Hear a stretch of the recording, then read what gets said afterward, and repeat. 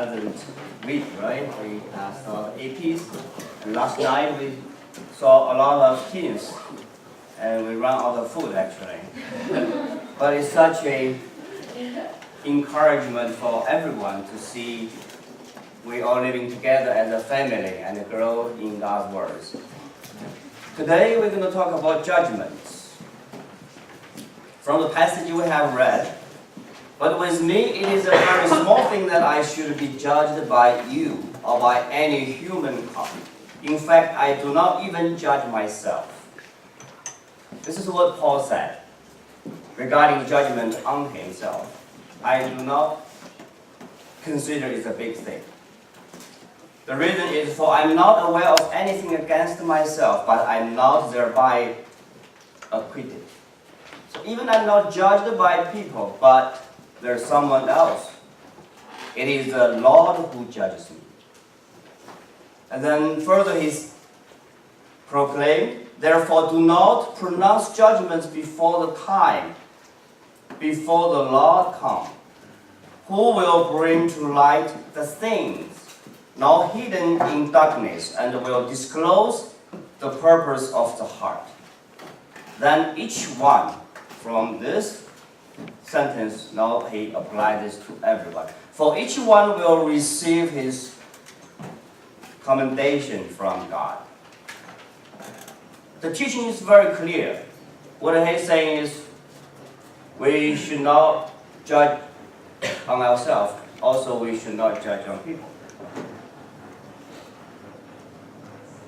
And another passage in Matthew chapter 7 have a similar statement. It says, judge not, that you be not judged. For with the judgments you pronounce, you will be judged. And with the measure you use, it will be measured to you. Why do you see the speck that in your brother's eye, but do not notice the log that it is in your own eye? Or how can you see to your brother, let me take the speck out of your eye, then there is a log in your own eye? What does that mean? That means because you have a bigger problem than your brothers. Before you're doing anything or make judgment on your brothers, probably you should examine yourself. This is another clear teaching that you should not judge. What is that?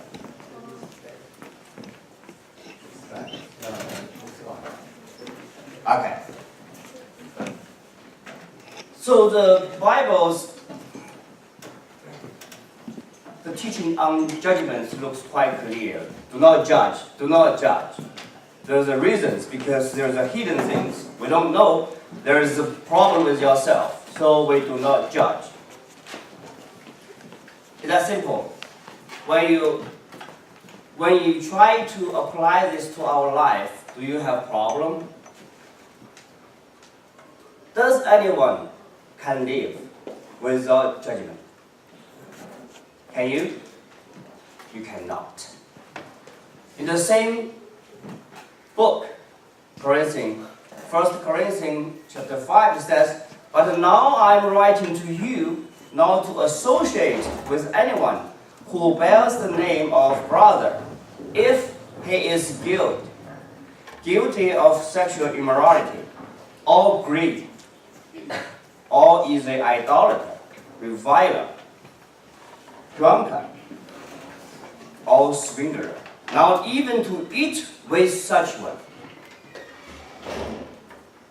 For what I have to do with judging outsiders, and that is that, is it not those inside the church whom you are to judge?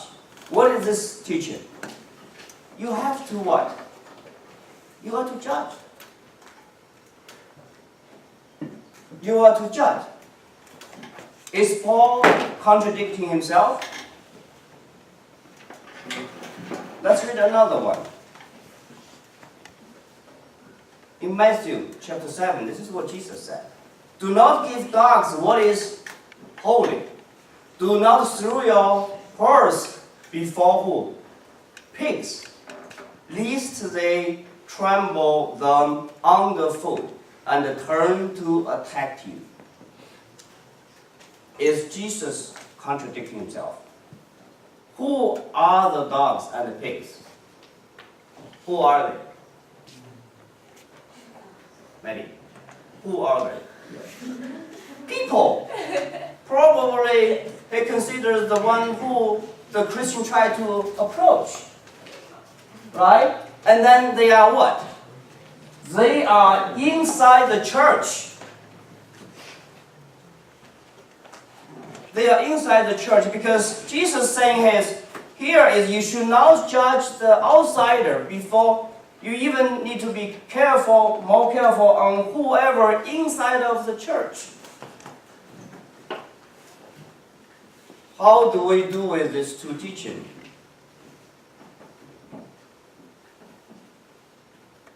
Can we live without judgment?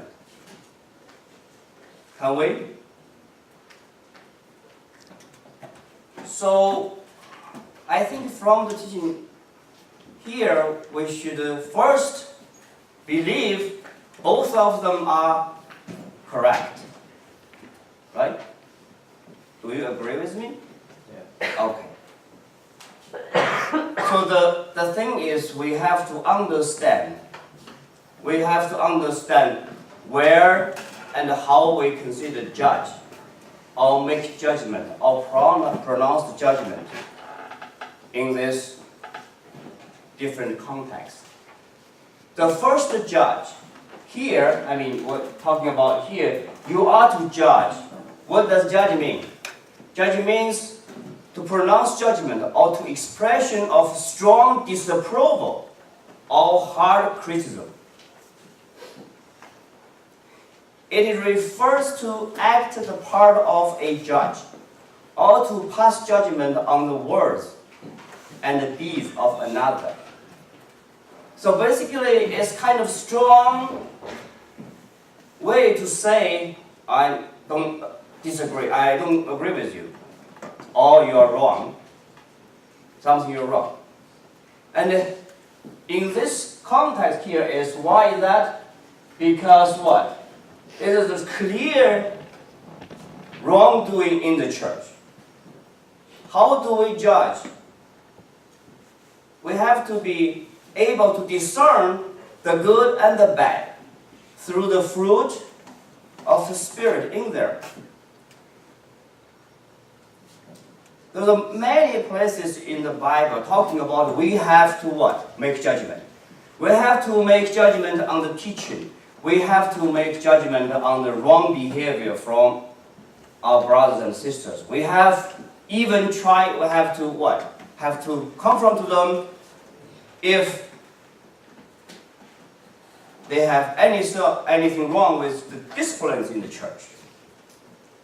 In Matthew chapter 18, you have to go to your brother if you know he has done something wrong, and then correct them, and this way to save them. So to consider this, the judgment or the judge, in this context, we have to apply in our life. And almost every moment. Every moment. And that's not only apply to others, also apply to ourselves. We cannot do anything without any idea or the conscience on is it right or wrong. Right? Because now in the church or in anywhere in the world, what do we try to say? We need to love. And the way to understand love just to compromise, to say good things, try not to hurt people. But this is not the Bible say. The Bible, the real love is what? The real love is put your heart in the person to help them to grow, to help them stand firm in the God's word. Because the only blessing, the most meaningful or precious thing is to have our friends, our brothers and sisters, help them to stay with God. Because if we do not understand how to love correctly, we cannot love in the right way. Even we think, we do not hurt, we protect, we do not see anything hard. But when we talk about do not pronounce judgment, do not put judgment, what that judge mean? That judge means to criticize, condemn, judge. It is an old fault-finding attitude. Is there a man there? A boy? Curious. What? Okay, so here, when Paul says, when Jesus emphasizes, do not judge, it means do not what? Do not condemn. Do not be an old fault-finding attitude. Do not try to find some mistake from others. Do not be picky.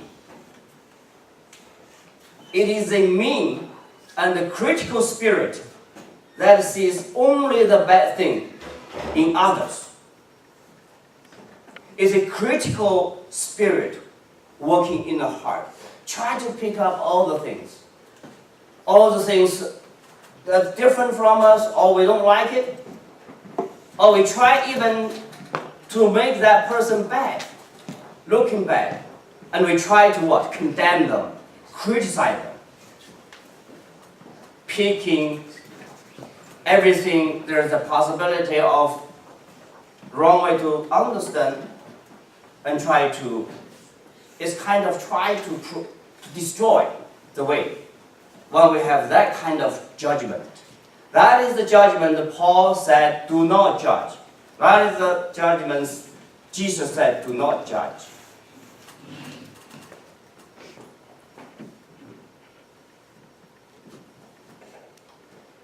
When Paul says do not judge in his Corinthians statement, what kind of judgment is referred? He's referring to the debate among the Christians in the church. What he says is, the context is because there's a debate there in the church.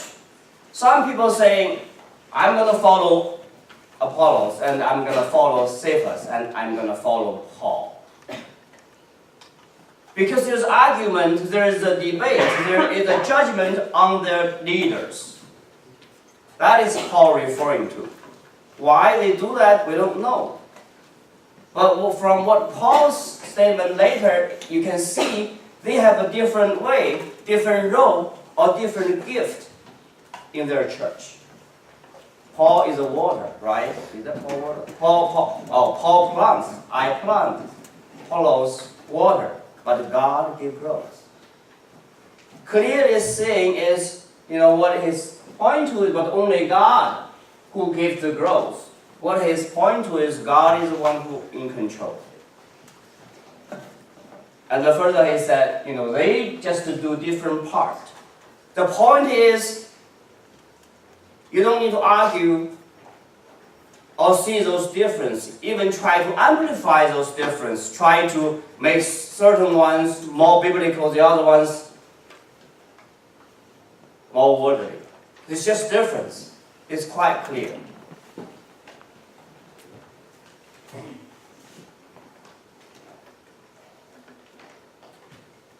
So what he said is, everyone has different things, different gifts. We need to consider from God's eyes to the final purpose of what? Of the life growth, of the growth. Well, I believe when we talk about these judgmental things, we have experienced a lot in the church.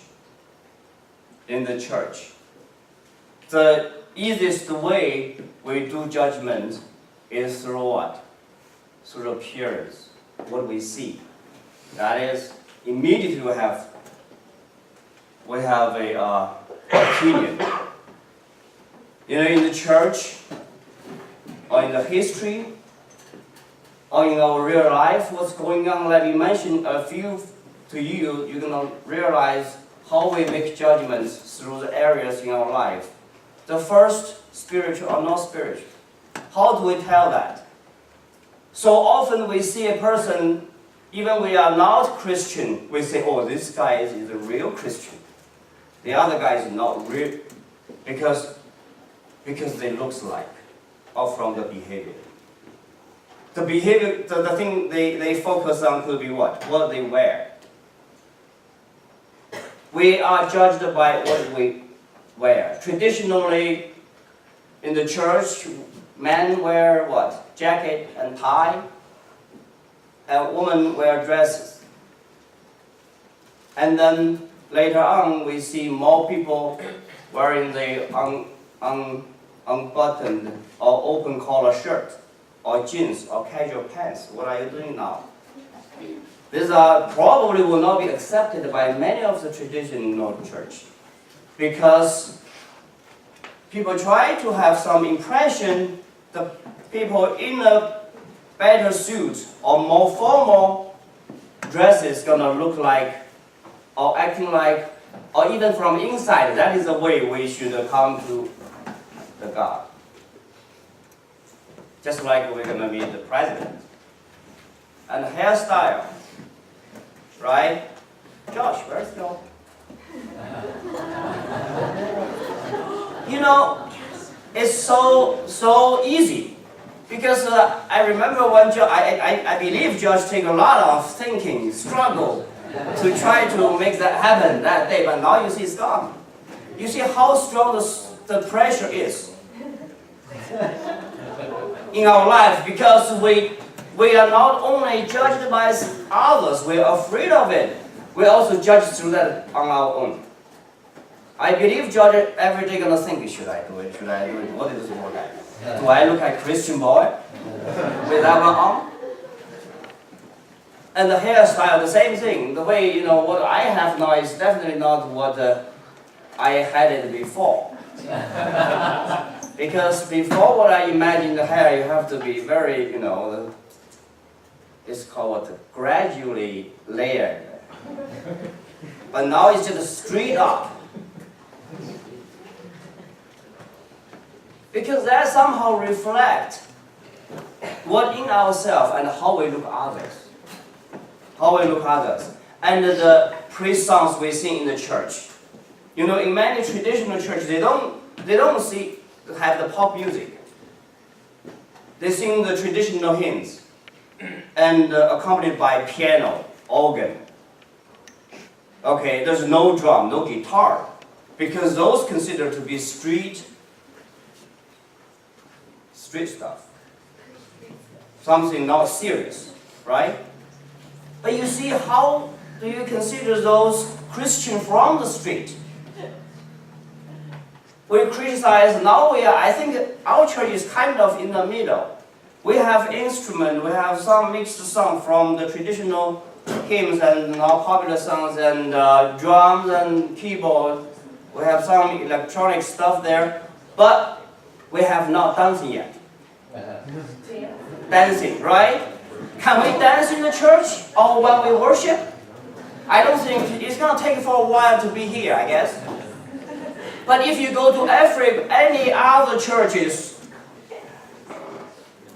Latino churches, once the music up, everyone starts to weep. If you don't do, you know, you have to do it. You remember we go to there to share, you know, everyone's shout, everyone, even we are not used to it in that environment, you have to, otherwise you are all liars.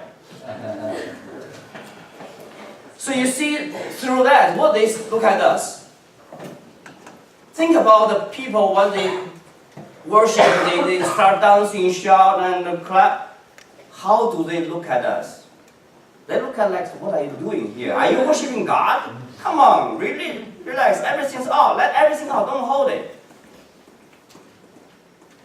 Right? Different eyes. More or less, we have judgment on people. the way we use modern technique in the church, technology, cell phone, iPad, PowerPoint. In the traditional, there's no one going to use it. And the people hesitated to bring those in the church. People get criticized when they give sermon, they use movies. Because they just cannot accept it. It's supposed to be from God. Where's the movie coming from? But you know the power of movie, of the media, of the visual, audio, everything. Whatever people can use to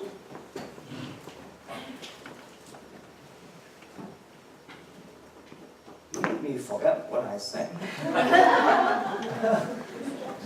You know, whatever people can use to spread the word of God, to have impact to people's life, we should try to consider to use it. Because the purpose is not to show off. Just like the cell phone. Some people in the church, old people or elders, they think, oh, cell phone. As a church leader, how do I, if I use it, if I do the instant text, what gonna be looks like? I don't do it. But then eventually what happened? Because they get lost in the church. Everyone's having communication through WeChat, through WhatsApp, something. But then everyone else knows something going on. Only the elders don't know. Every year they have to get something new. Because they're going to be out of the word. That's why we have to have a critical or very deep insight, understanding of what we are doing, the purpose. If you only look at the superficial level, oh, Bible on the iPhone is not serious. Who said the word of God, the form of it? Is it on the leather is better? Or on the paper is better?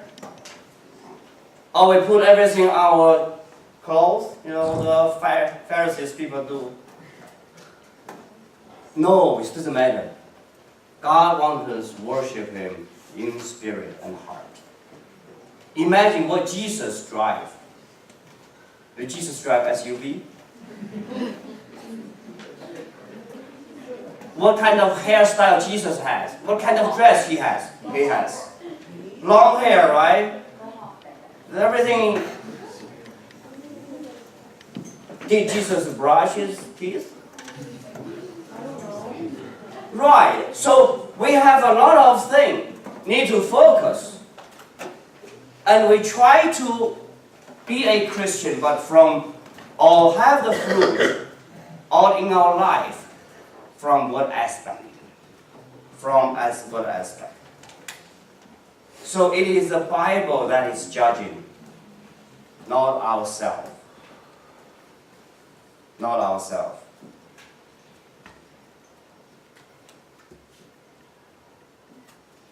Paul said we should not judge.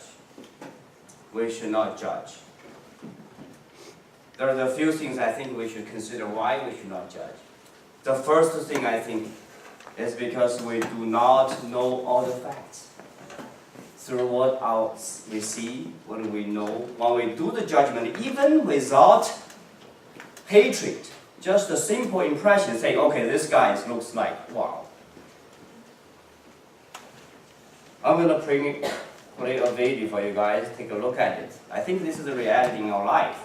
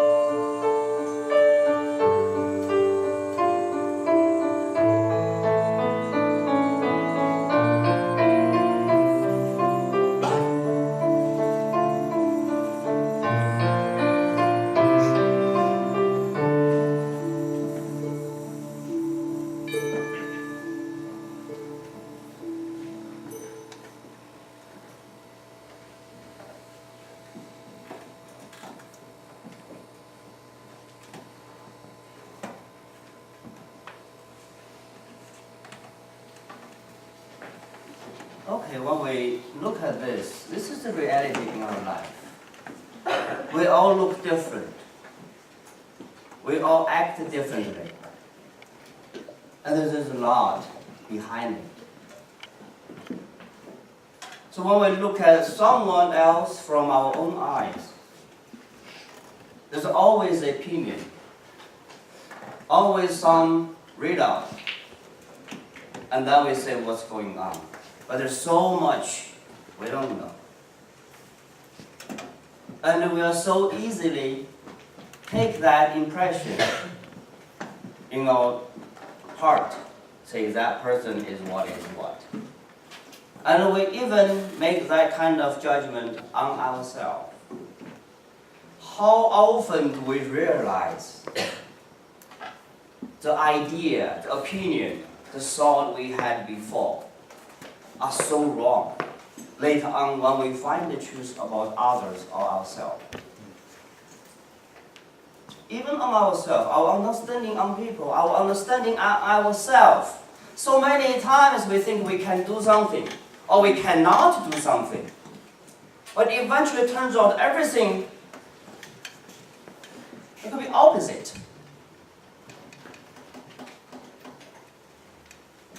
How often we think we cannot, I cannot read, I cannot speak, I cannot make public speak, I cannot sing publicly, I only can do something, I cannot play instrument, I cannot do sports.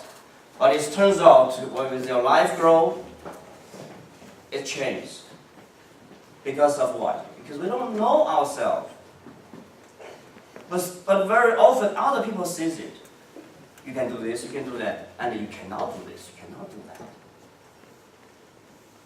Very often we think we can, but we fail. Right? That is because the judgment, whatever, or the opinion, the thought on ourselves is out of the truth. It's not based on who we are because we don't understand. And many of the situations, the same thing. There is a story about, I think I saw this somewhere. It's the owner of the manufacturing plant who decided to make a surprise tour of the shop. Walking through the warehouse, he noticed a young man just lazily leaning up against some packing crates, with his hands in his pocket, doing nothing. The boss walked up to him and angrily said, "Just how much are you paid a week?" Well, the young man's eyes got rather big and he said, $300. The boss pulled out his wallet, peeled off 100 bills, gave it to him, and said, "Here is the week's pay. Now get out of here and don't ever come back." Well, without a word, the young man stuffed the money into his pocket and took off. The warehouse manager was standing nearby, staring in amazement. The boss walked over to him and said, "Tell me, how long has this guy been working for us?" The manager said, "He didn't work here. He was just delivering package." See, we made so many, mistakes. Without considering anything, he said, "Well, this is a lazy guy in my office, in my workshop." And he so generously gave out 300, and then it just turns out that guy doesn't belong there. Just a delivery guy. So we made a lot of mistakes like that. Another thing what we should not because what? Because we all fear God and sin. That is what mentioned in John. If we say we have no sin, we deceive ourselves and the truth is not in us. If we confess our sins, He is faithful and just to forgive us our sins and to cleanse us from all unrighteousness. The reason we should not judge, criticize, on others, one motivation is because we think we are better. We think we are better. That's why we say, "Oh, you are so. And exactly what is said in Matthew, for you, you see the speck that is in your brother's eyes, but do not notice the log that is in your own eye." It's always saying when you point a finger to another, you have another what? Another 3 or 4 point to yourself. That is the truth. People don't like hypocrites, right? They say, "Oh, they are fake, they pick up things." But when we criticize them, very often we feel the same way, category. Humble people often say, "Why he's always show his pride. He is such a person." But when we say that, what Jesus is going to say? What is the difference from the Pharisee and the tax collector? What do you think? How the tax collector think of the Pharisees? If the tax collector is saying, "Okay, look at you, you Pharisees, you always read louder, you always ask for favor from others," what do you think that Jesus is going to consider this tax collector? Is it matter what he does? No, matters is his heart. I don't think he is just another Pharisee. And he doesn't realize that. I think the real tax collector, what Jesus saying is, "I'm not deserved. I'm worse than the Pharisees. Look at what they did." That is the heart Jesus wants to have. It's not being a tax collector. Many people confused with that.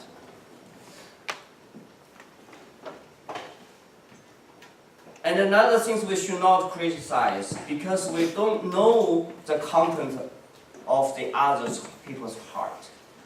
When we look at people, a person, we really don't know, even they are in the sin. Because like what says in the passage, before the Lord comes, who will bring the light, bring to light the things now hidden in darkness. Not hidden in darkness. That means we cannot see until what? Until His coming. There's one people saying about when we see a sister or a brother in sin, there are 2 things we do not know. James, do you understand what I'm saying? What is it? What did I say? There are 2 things we don't know. Listen carefully. 2 things. Just like the way I don't understand why you're acting like this, I believe there's a lot of reason, but I trust you because there's 2 things. One, you do not know how hard or she tried not to sin. You don't know how hard she or he tried not to sin. Second, we do not know the power of the force that assailed him or her. So we don't know, what kind of attack, what kind of the driving inside of him to sin. One is we don't know how hard he already fought. The other is what? Is we don't know how strong this kind of situation, how difficult it is. How strong the temptation it is. And also, we do not know what we would have done in the same situation. That is really hard. So I imagine when I was young, I probably acted like Jane, the same thing. Cannot stay still, right? Or talk, or happy. It's totally normal. When we look at that way, we will love whatever happened to us because we just don't know what happened to that person. Some people never smile, right? Some people always smile. We always try to make people do something to fit what we need, but it's not the case because there's a lot of things behind it we don't know. And this force, we do not exercise because when you do, you are attempting to assume the authority of God. You are doing something you should not do. You think you are God. Who are you to pass judgment on the servant of another? It is before his own master that he stands or falls, and he will be upheld, for the Lord is able to make him stand. This is from Rome. Do not speak evil against one another, brothers. The one who you speak against a brother or judges his brother speaks evil against the law and judges the law. But if you judge the law, you are not a doer of the law, but a judge. Then there is only one judge, lawgiver. That is God, not us. So remember, do not judge, because simply we do not play God in front of people. And lastly, we do not criticize like this, because one day we will be judged. We will face God on ourselves. And the sin of condemn people, condemn the servant of God, is basically adding another one, clearly stated in the Bible, through Paul and Jesus. Right, James? See, what do we do with this? I think it's also very clear when you look at the teaching from Romans 14. When you have time, read through the whole chapter. Here it is, as for one, there's one is weak in faith. Welcome him. But not to quarrel over opinions. This is what we, not you probably, but me, I, is very good at it. One person believes he may eat anything, while a weak person eats only vegetables. Look at the contrast. Everything versus only vegetable. So in Paul's eyes, what is the most important thing? So not how you dress, how you drive, what kind of house you have, anything, nothing. But it's inside. Let's know that not the one who eats despise the one who abstains, and let not the one who abstains pass judgment on the one who eats, for God has welcomed him. Everything is God's hand. We have to have a correct standards when we judge things. And that standards is from Bible. What it says, therefore let us not pass judgment on one another any longer, but rather decide never to put a stumbling block or hindrance in the way of a brother. So whatever we do not try to block a brother or sister's faith in Jesus. Make them fall. That is the principle of the things. And this is said, how do we deal with people's criticism? And how do we pronounce judgments to brothers and sisters?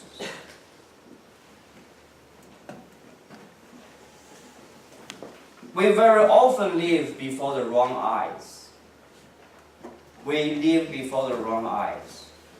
Because many of the judgment on us, they don't understand. When people, if you ask anyone around, immediately you're going to realize, oh, you only understand a little. How many people say, you don't understand me, you don't understand? Every time we have argument or people try to argue, that is the first reason have argument, or we try to make people understand because of what? You don't understand. Is that the word we always say? You don't understand. We live in the wrong ears. We listen to the wrong voice very often. What we heard about ourselves, what we heard about others, what we heard about the future, what we heard about the religion, the things, what do we need to hold on? Very often, there's a problem with it. we have to be very careful. And very often we stand next to the wrong standard. Very often we stand to the wrong standard. Why? Because there's always comparison, always something in our mind, standard, what we should do or what is the right thing. And very often that standard is not right. How should we look? Right, the look we have. Very often we pick up on the creation, and how God created us. We're not satisfied. But that's not our standard. We have standard on performance, and I tell you very often, many of the performance or the scores or the marks are generated by what? By test. If the test is fair, you are okay. If the test is not fair or not good, you are chasing a wrong direction. You're going to waste all your life trying just to meet that test, which may guide you to nowhere. So be careful on what you should care. What is the right standard? And the right standard is whose standard? God's standard. So do not try to evaluate yourself easily. You know, like Paul said, I look at it as small things regarding your comments on me. But what is big to him? What God say to him? If you read the Acts, you see how Paul followed the calling from the Spirit. I think we have learned a lot from the text, God's Word. I hope we can stand firm by the true standard. Stand firm in the truth inside of us, and stand firm among the brothers and sisters who put around us to let us bless each other, support each other, and help each other, love each other. Let's pray. Dear Lord, thank you for this wonderful morning and the passages, the words you share with us, and we fully blessed by such a big temptation to pronounce judgment around people. And we really pray that everything we do, everything we speak is with a